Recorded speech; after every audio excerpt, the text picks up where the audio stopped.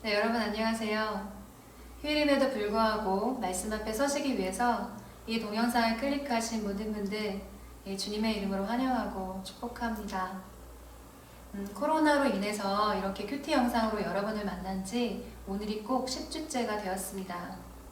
네, 이번 주 주일부터 오프라인 예배가 재개됨에 따라서 어쩌면 여러분 이렇게 큐티 영상으로 만나는 것이, 제가 여러분을 만나는 것이 오늘이 마지막이 되지 않을까라는 생각을 해봤습니다.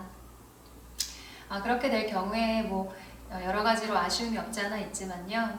그러나 더 기대하고 소망이 되는 것은 이제 얼굴과 얼굴을 마주하고 더 깊이 묵상하고 나누는 그런 자리들이 마련되기를 소망합니다. 네, 오늘 여러분과 함께 나눌 말씀은 시편 5편 말씀입니다. 1절로 12절까지의 말씀인데요. 오늘은 이 12절까지의 말씀을 단락별로 나누고 총 4단락으로 나누고요. 각 단락의 적용점을 찾아보는 그런 시간으로 가져볼까 합니다. 먼저 1절부터 3절까지를 나누겠습니다. 이 1절부터 3절까지는요, 다양한 표현들이 나오지만 사실은 이 다양한 3가지의 표현이 나오는데요. 이 3가지의 표현을 한 문장으로 요약할 수가 있습니다. 이렇게 요약할 수가 있는데요. 하나님, 매일 아침마다 부르짖는 나의 기도 소리를 들어주세요. 이 문장으로 요약할 수가 있어요. 대부분의 시편을 다윗이 지었던 것처럼요, 이 5편도 다윗이 지었습니다. 다윗이 이렇게 하나님 앞에 아침마다 기도합니다. 제 기도 소리, 부르짖는 소리를 들어주세요 라고 이렇게 여러 가지 표현들로 반복적으로 이야기하고 있는 것입니다. 매일 아침마다 기도할 수 있는 것은요, 단순한 성실함으로 유지하기에는 결코 쉽지가 않습니다. 이것은 간절함이 동반돼야지만 가능한 것입니다. 지금 다윗은 굉장히 간절하게 아침마다 기도하고 있는 것을 볼 수가 있습니다. 그리고 또 하나는요, 정말 하나님을 믿는 신뢰함이 이 안에서 보여집니다. 저는 이렇게 매일 아침마다 기도하는 다윗의 모습, 이 간절하게 기도하는, 믿음으로 기도하는 다윗의 모습을 보면서요, 누가복음 18장에 나오는 불의한 재판관과 이 과부의 이야기가 떠올랐습니다. 여러분 기억나시죠? 네, 어느 한 마을에 불의한 재판관이 살았습니다. 왜 불의한 재판관이냐면요, 이 사람은 하나님을 경외하지도 하나님을 경외하지도 않고 사람을 무시하는 사람이라고 합니다. 근데 이 사람에게 매일매일 찾아오는 한 사람이 있었는데 그 사람이 바로 과부였어요. 억울함을 호소하는 과부, 이 원한을 풀어달라고 매일매일 찾아왔습니다. 정말 이 여인은 간절함으로 찾아왔어요. 왜냐하면 이 과부의 이 억울함을 풀어줄 유일한 사람이 바로 이 재판관이었거든요. 내 억울함을 풀어줄 유일한 사람은 이분밖에 없어라는 믿음으로 매일 찾아왔습니다. 그러자 이 재판관이 내가 하나님을 경외하지도 않고 그리고 사람을 무시하는 사람이지만 이 여인이 너무너무 귀찮게 하니까 아무래도 이 원한을 풀어줘야 되겠다라고 말해요. 근데 그 말을 들으시고 이 말씀을 하시고 예수님이 이렇게 이야기하세요. 주께서 또 이르시되 불의한 재판장이 말하는 것을 들으라. 하물며 하나님께서 그 밤낮 부르짖는 택하신 자들의 원한을 풀어주지 아니하시겠느냐. 그들에게 오래 참으시겠느냐. 내가 너희에게 이르노니 속히 그 원한을 풀어주시리라. 그러나 인자가 올 때에 세상에서 믿음을 보겠느냐 하시니라. 네, 과부는 정말 억울해서 이 억울함을 풀어줄 이 재판관에게 매일매일 간절하게 찾아갔습니다. 이 재판관만이 나의 원한을 풀어줄 수 있어 라고 하는 믿음을 가지고요. 하나님께 매일 기도하는 사람도 이와 같습니다. 간절한 마음이 있는 것입니다. 매일 기도하는 사람은요, 반드시 이 간절함과 동시에 반드시 하나님이 응답해 주실 것이라고 하는 이 믿음이 있습니다. 그리고 하나님은 이 믿음이 있는 사람을 찾으시는 것을 이 누가복음 18장 8절을 통해서 알 수가 있습니다. 인자가 올 때 세상에서 믿음을 보겠느냐. 이렇게 간절함으로 매일 반드시 들어주실 거야, 하나님이 진짜 이루어 주실 거야 라고 끝까지 기도하는 사람을 찾을 수 있겠느냐, 이 믿음을 보겠느냐 라고 말씀하시죠. 3절에 보면요. 내가 주께 기도하고 바라리이다 라는 표현이 나와요. 여기서 바라리이다 라는 원어는 차파입니다. 차파는 기다리다, 관찰하다, 응시하다, 자세히 보다 라는 뜻을 가지고 있습니다. 그러니까 이런 의미인 거예요. 기도하고 그냥 될 대로 되라. 뭐 응답 되겠지. 이런 태도가 아니라요. 매일매일 기도하면서 이 기도의 응답의 때까지 응시하고 그리고 하나님의 이 응답의 손길을 자세히 보고 관찰하고 그리고 기다리는 것입니다. 네, 이것은 하나님께서 반드시 응답해 주실 것이라는 믿음이 있기 때문에 가능한 태도입니다. 네, 그래서 첫 번째 적용점을 제시하자면 이렇습니다. 네, 다윗처럼 이 믿음을 가지고 매일 기도할 제목, 이 제목을 찾아보는 건 어떨까요? 우리는 간절히 기도해야 되는 제목들을 어쩌면 좀 잃어버리고 살 수도 있습니다. 덮여져 있는 거죠. 더 중요하지 않은 어떤 것에 의해서 말이죠. 정말 우리가 지금 이 시점에 나라를 위해서 기도하는 것도 우리에게 간절함의 그 제목이 될 수 있습니다. 우리가 늘 가족을 위해서 기도하는데 그런데 가족에 내가 기도하는 거는 건강의 육체적인 건강을 위해서 기도하고 있는데 어쩌면 영적인 건강을 위해서 더 간절히 기도해야 되는 제목이 있을 수도 있는 것입니다. 하나님 앞에 나아가서 제가 오늘 이 다윗처럼 간절히 매일 기도할 제목, 내가 잃어버린 제목, 그냥 다른 것에 덮여져 버린 제목은 없습니까? 하나님 것을 찾고 발견하게 해주세요라고 그렇게 나아가서 하나님과 교제하고 발견해 보시기를 제안합니다. 네, 두 번째입니다. 4절로 7절까지의 말씀입니다. 이 말씀 안에는 하나님이 어떤 분이신지 다윗이 노래하고 있습니다.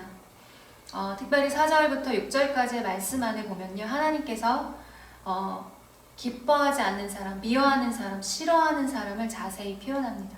여러분 이런 사람을 한마디로 요약하면 뭘까요? 바로 죄인이 되겠죠. 하나님은 거룩하신 분이기 때문에 죄인과는 함께할 수 없어요. 싫을 수밖에 없고요. 미워할 수밖에 없는 그런 존재가 죄인입니다. 그런데 여러분 우리가 다 죄인이잖아요. 네, 하나님께서 우리를 멀리하지 아니하시고 가까이 하십니다. 그럴 수 있는 이유가 무엇 때문이죠? 네, 바로 죄인들만이 예수 그리스도를 인정하고 예수님이 나의 죄 때문에 십자가에 달려서 죽으셨지 하는 것을 믿을 수 있기 때문입니다. 우리는 그 믿음 안에서 하나님 앞에 나아갈 수 있어요. 왜요? 그 믿음이 우리를 의롭다 칭해주기 때문입니다. 그래서 우리는 하나님 앞에 나아가서 예배할 수 있고 하나님과 교제할 수 있고 하나님과 함께 있을 수 있는 존재가 되었습니다. 그래서 다윗은 7절에 이렇게 고백합니다. 오직 나는 주의 풍성한 사랑을 힘입어 주의 집에 들어가 주를 경외함으로 성전을 향하여 예배하리이다. 네, 우리가 예배의 자리에 나갈 수 있는 것은요. 내가 의인이어서가 아닙니다. 내가 죄인임을 인정하기 때문에 우리는 예배 드리는 자리에 나아갈 수 있습니다. 그러나 스스로 죄 없다 여기는 사람은 하나님과 함께 할 수가 없습니다.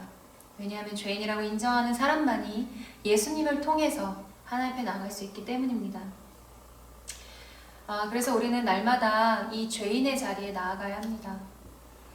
저도 어떤 죄의 영역들은 이미 다 인지하고 알고 있고 회개하는데요.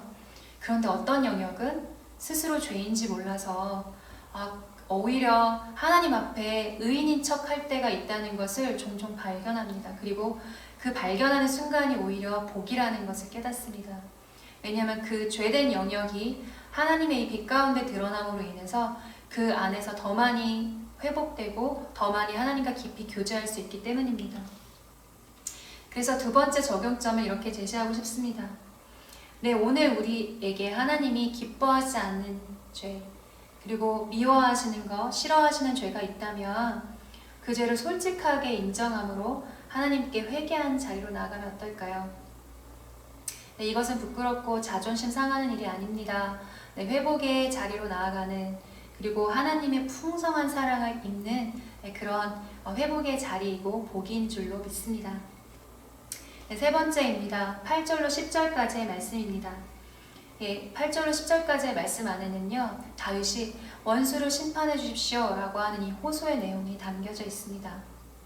다윗은 심판은 사람에게 있지 않고 하나님께 있다는 것을 명확하게 알았습니다.